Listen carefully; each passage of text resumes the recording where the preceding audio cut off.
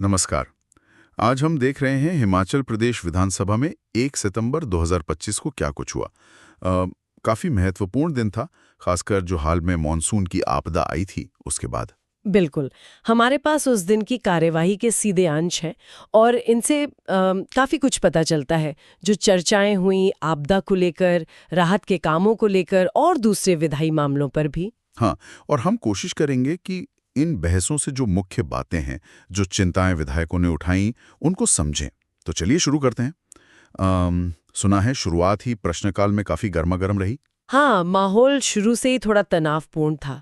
असल में एक सवाल था, उसे स्थगित करने या शायद वापस लेने को लेकर बहस छिड़ गई।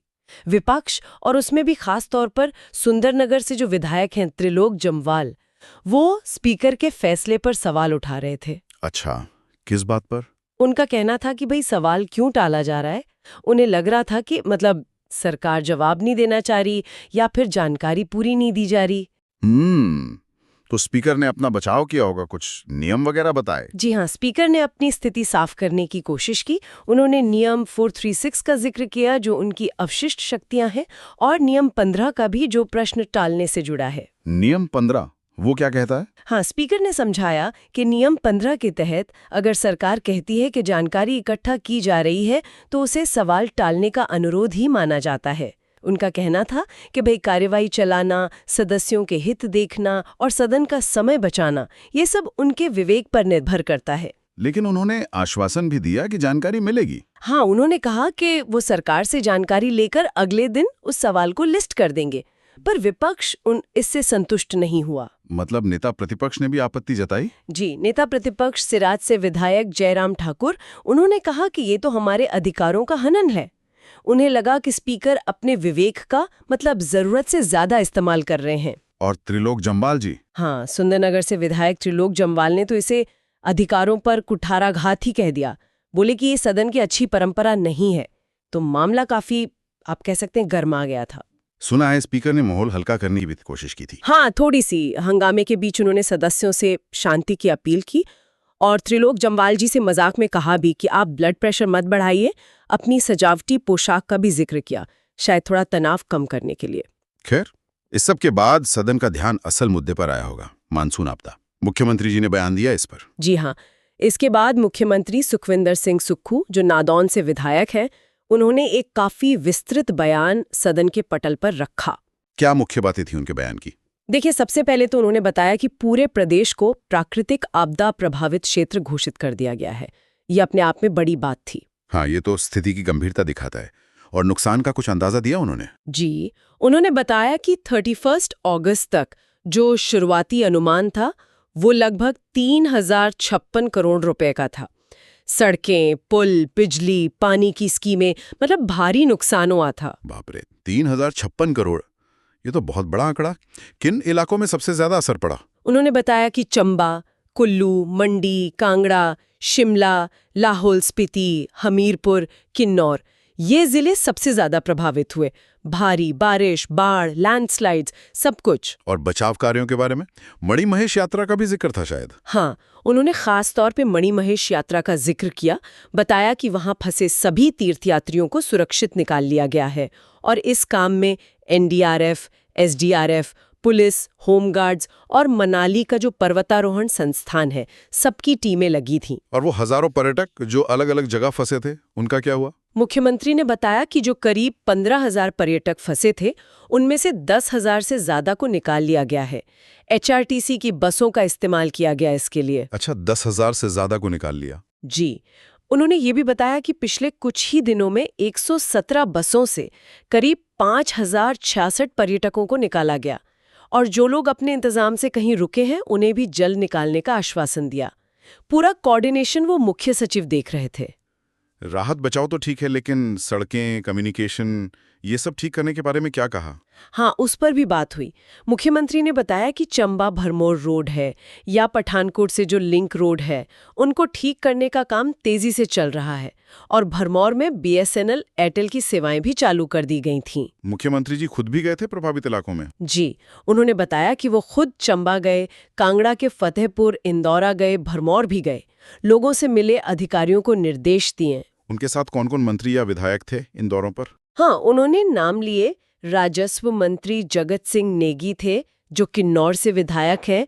लोक निर्माण मंत्री विक्रमादित्य सिंह, शिमला ग्रामीण से विधायक। फिर धर्मशाला से विधायक सुधीर शर्मा, शाहपुर से केवल सिंह पठानिया और चंबा से नीरज नैयर, ये सब लोग भी साथ थे। उन्होंने जगत सिंह नेगी जी की तारीफ भी की शायद। जी, खास तौर पर बताया कि राजस्व मंत्री जगत सिंह नेगी 3 दिन तक भरमौर में ही रुके और पैदल घूमकर हालात का जायजा लिया। अच्छा, अब इतनी बड़ी आपदा है तो जाहिर है राज्य सरकार अकेले सब नहीं कर सकती। केंद्र से मदद की बात हुई? बिल्कुल, ये बहुत अहम मुद्दा था। मुख्यमंत्री ने सदन को बताया कि उन्होंने प्रधानमंत्री जी को चिट्ठी लिखी है, 2000 करोड़ रुपए के अंतरिम राहत पैकेज की मांग की है। 2000 करोड़ रुपए की अंतरिम राहत? जी, और उन्होंने पूर्व मुख्यमंत्री शांता कुमार जी का भी जिक्र किया, जिन्होंने ऐसी ही चिट्ठी लिखी थी। उनका धन्यवाद भी किया। मुख्यमंत्री ने सदन से भी अपील की कि एक प्रस्ताव पास करके केंद्र को भेजें ताकि हिमाचल को अतिरिक्त मदद मिल सके। और ये जो आपदा प्रभावित क्षेत्र घोषित किया, ये कब तक रहेगा? उन्होंने साफ किया कि ये घोषणा तब तक लागू रहेगी जब तक हालात सामान्य नहीं हो जाते। ठीक है, तो ये तो हुआ सरकार का पक्ष।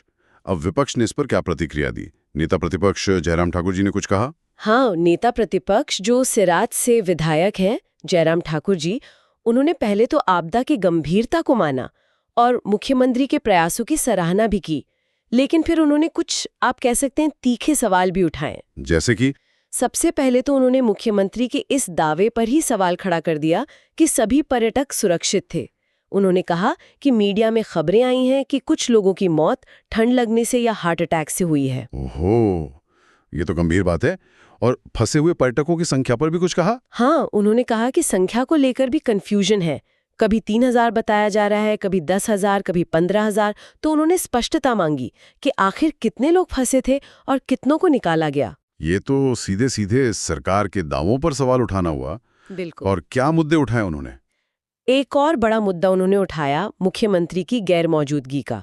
उनका आरोप था कि जब आपदा चरम पर थी तब मुख्यमंत्री शायद चंडीगढ़ में किसी राजनीतिक कार्यक्रम में थे। अच्छा, ये भी कहा उन्होंने? जी, और साथ ही उन्होंने ये भी जोर देकर कहा कि भाई संकट के समय सिर्फ सत्ता पक्षी नहीं, बीजेपी के विधायक भी जमीन पर थे।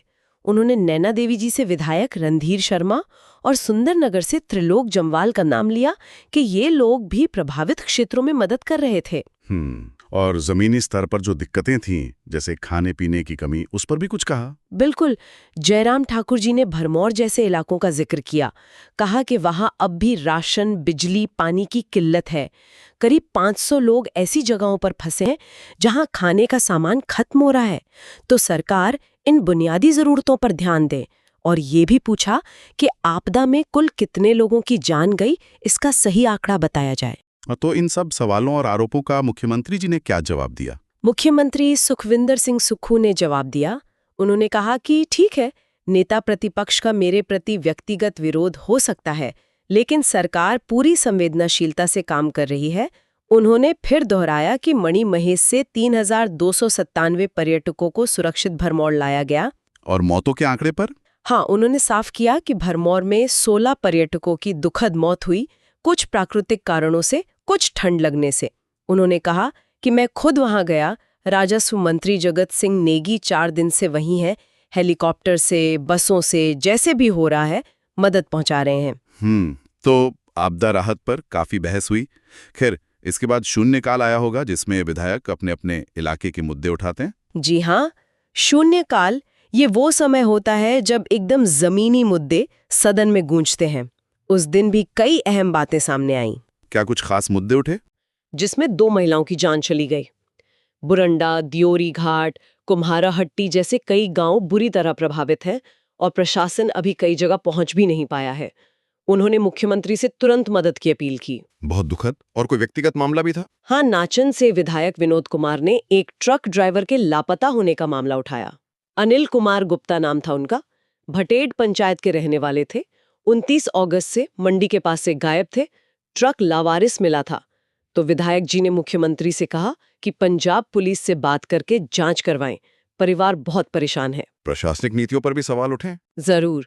कांगड़ा से विधायक पवन काजल ने अनुकंपा नियुक्ति वाला मुद्दा उठाया।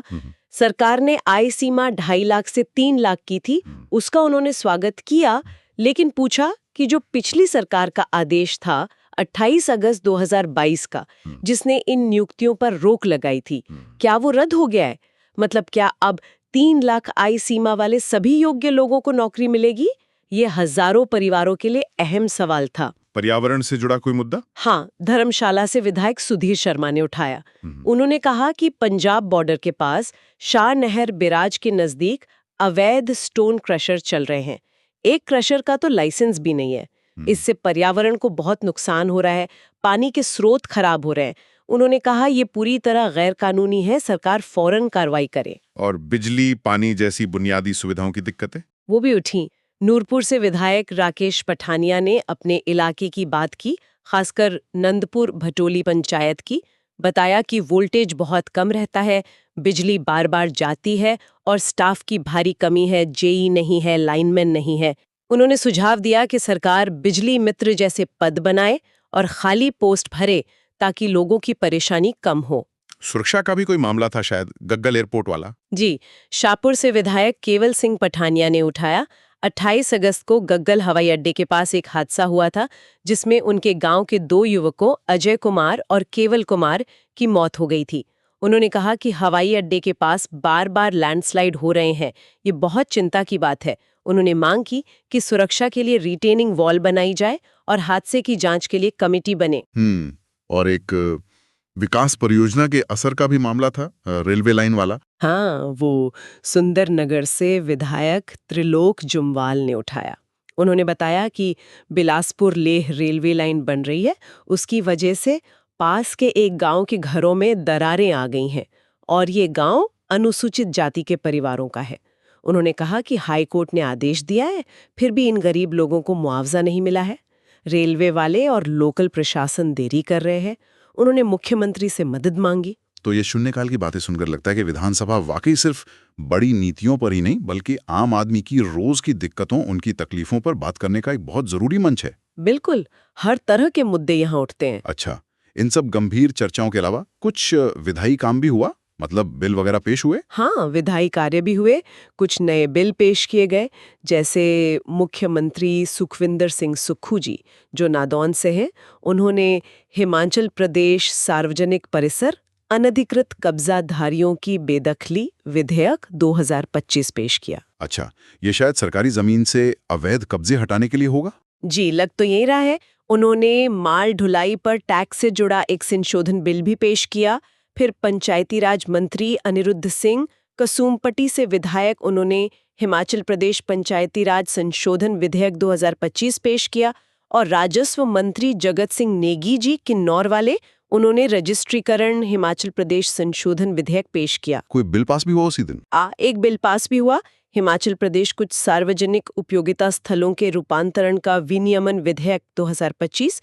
इसे शिक्षा मंत्री रोहित ठाकुर जी, जुब्बल कोटखाई से विधायक, उनकी तरफ से पेश किया गया था। चर्चा के बाद ये पास हो गया। लेकिन एक और अहम चर्चा हुई थी नियम 130 के तहत संसाधन जुटाने पर, मतलब रिसोर्स मोबिलाइजेशन पर। हाँ, बिल्कुल सही। वो एक महत्वपूर्ण चर्चा थी। शाहपुर से विधायक केवल सिंह पठानिया जी ने उसे शुरू किया था। विषय था प्रदेश में संसाधन जुटाने हेतु नीति बनाना। क्या बात हुई उसमें? पठानिया जी ने हिमाचल के बनने से लेकर अब तक का जो वित्तीय सफर रहा है, उसका जिक्र किया और मुख्यमंत्री सुक्खू जी का जो लक्ष्य है 2032 तक हिमाचल को आत्मनिर्भर और हरित राज्य बनाना, उसकी भी बात की। तो आत्मनिर्भरता के लिए क्या रास्ते सुझाए गए? फोकस किन चीजों पे था? मुख्य फोकस तो उन क्षेत्रों पर था जिनमें हिमाचल की ताकत है, जैसे पर्यटन और जल विद्युत। पठानिया जी ने बताया कि सरकार ने कुछ कदम उठाए भी हैं, जैसे पानी पर सेस लगाया, एक्साइज पॉलिसी बदली, नई टूरिज्म पॉलिसी लाई। इनसे राजस्व बढ़ा भी है। हाँ, ये कदम तो सुने थे। जी, उन्होंने इको टूरिज्म, एडवेंचर टूरिज्म, धार्मिक पर्यटन, इनको और बढ़ावा देने पर जोर दिया। और एक अहम बात कही कि वन विभाग की जो नीतियां हैं, खासकर इको टूरिज्म वाली, उनमें बदलाव की जरूरत है ताकि स्थानीय लोगों को रोजगार मिले और सरकार को भी पैसा आए। और कांगड़ा एयरपोर्ट का विस्तार? हाँ, उसका भी जिक्र किया कि कांगड़ा एयरपोर्ट का विस्तार बहुत जरूरी है पर्यटन को बढ़ावा देने के लिए। वाकई ये दिलचस्प है कि आपदा के फौरन बाद इस तरह की भविष्य की आर्थिक दिशा पर भी बात हो रही थी। मतलब चुनौतियों के बीच आगे का रास्ता भी देखा जा रहा था। जी, ये दिखाता है कि सदन सिर्फ तात्कालिक मुद्दों में ही नहीं उलझा, बल्कि लंबी अवधि की सोच पर भी काम कर रहा है। तो ये था 1 सितंबर 2025 की हिमाचल प्रदेश विधानसभा की कार्यवाही का एक तरह से पूरा खाका। हमने देखा कैसे शुरुआत में प्रक्रिया को लेकर तल्खी हुई, फिर आपदा की गंभीर रिपोर्टें आईं, सरकार का पक्ष, विपक्ष के सवाल। हाँ, और फिर शून्यकाल में विधायकों ने अपने अपने क्षेत्रों की आवाज उठाई और अंत में कुछ विधायी काम और भविष्य के लिए संसाधन जुटाने पर भी बात हुई। और मुख्यमंत्री ने सत्र को 3 दिन और बढ़ाने का अनुरोध भी किया था। जी हाँ, इससे पता चलता है कि अभी और भी कई मुद्दे थे जिन पर चर्चा होनी बाकी थी। प्रदेश के सामने चुनौतियां और प्राथमिकताएं दोनों ही काफी हैं। बिल्कुल। और अब जाते जाते श्रोताओं के लिए एक सवाल छोड़ जाते हैं।